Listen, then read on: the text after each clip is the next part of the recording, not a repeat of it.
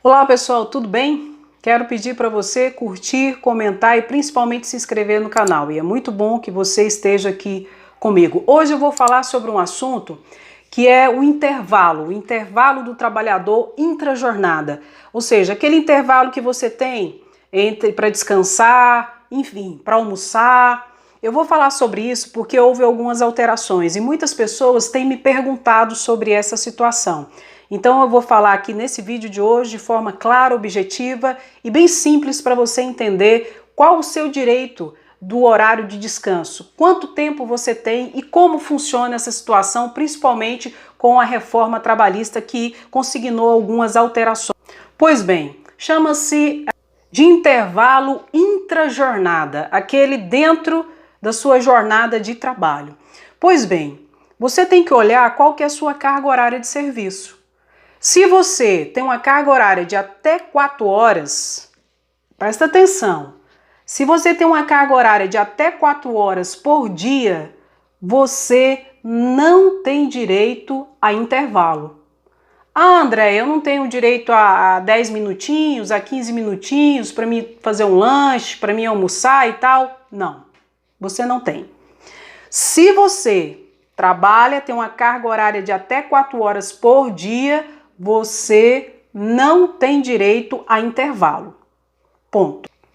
Aí você me fala, não André, mas eu trabalho mais do que 4 horas. A minha carga horária por dia é superior a 4 horas.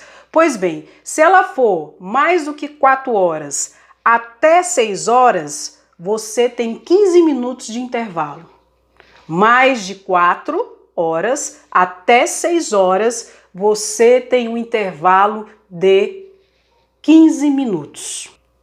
Mas a sua carga horária é maior do que isso. Você me diz, não André, eu trabalho mais de 6 horas. Pois bem, se sua carga horária for mais de 6 horas, superior a 6 horas, até 8 horas, você tem direito a um intervalo de 1 a 2 horas.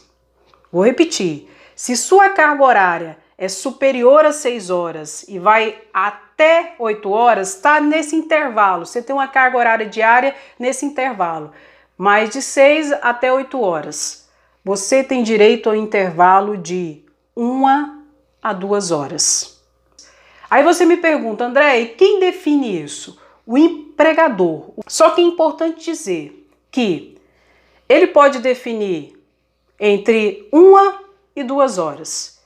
Se ele definir menor do que 1 hora, só pode ser por meio de negociação coletiva. Maior do que 2 horas, também só por meio de negociação coletiva. Ele pode estabelecer entre 1 e 2 horas o seu intervalo. Se ele colocar um período menor de 1 hora, por exemplo, 40 minutos, só por meio de negociação coletiva. E se ele colocar mais de 2 horas, só por meio de negociação coletiva. E mesmo assim, dentro da negociação coletiva, o mínimo que vai poder ser estabelecido é 30 minutos. Não pode se consignar menos de 30 minutos. No mínimo 30 minutos. E assim mesmo com negociação coletiva. Agora um ponto aqui importante, que é o que algumas pessoas têm me mandado, inclusive e-mails. Ah, Andréia, o meu patrão tá me dando um intervalo menor do que eu tenho direito. Por exemplo, você, trabalhador, você tem direito ao intervalo de 1 a 2 horas. Não houve negociação coletiva, não houve nada, e o seu patrão disse que o seu intervalo, então, seria 1 hora. Só que, na verdade, você não fica 1 hora, porque não deixa. Você fica apenas 40 minutos de intervalo.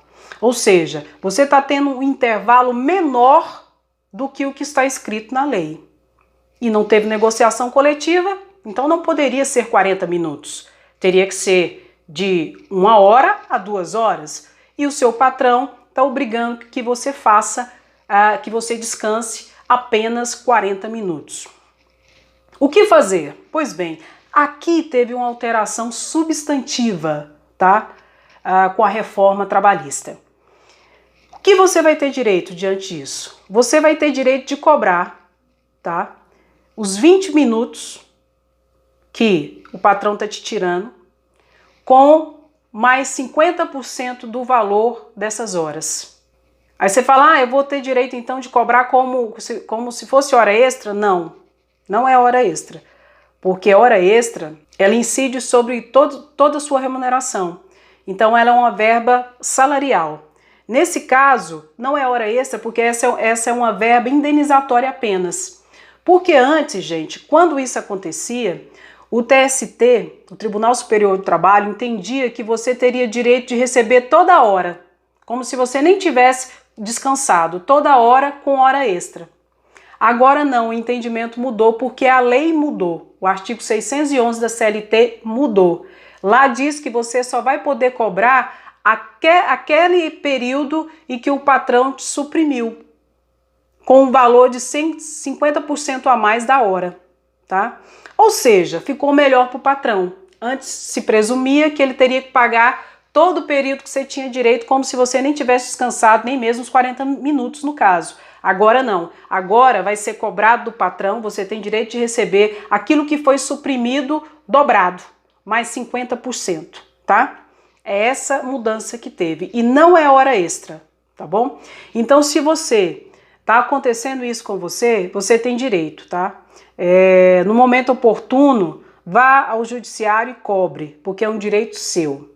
E o direito não socorre quem dorme. Se você ir atrás do seu direito, ele lhe é garantido, porque isso está na lei. Agora, se você não for, querido, vai passar e deixa para lá. Cada um sabe da sua situação e de todo o relacionamento, enfim. Existe uma série de situações que a gente tem que sopesar para ver o que é melhor, tanto para você, trabalhador, quanto para o empregador, na medida do possível, tá? Então essa é a explicação de hoje. Qualquer dúvida, pergunte, compartilhe esse vídeo e obrigado por estar aqui. Um grande abraço e até o próximo vídeo.